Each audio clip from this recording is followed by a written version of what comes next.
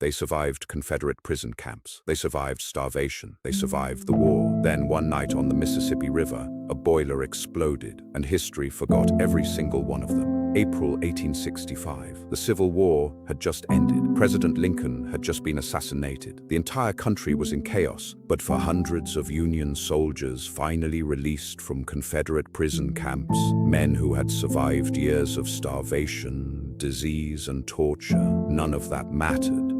They were going home.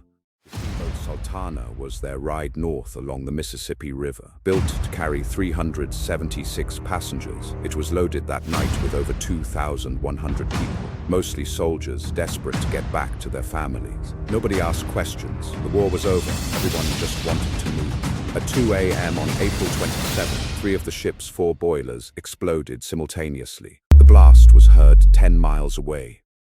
The ship became a floating inferno in seconds. Men who had survived years of war were thrown into the freezing Mississippi River in the pitch dark, clinging to burning wreckage, drowning in their hundreds. Over 1,800 people died that night.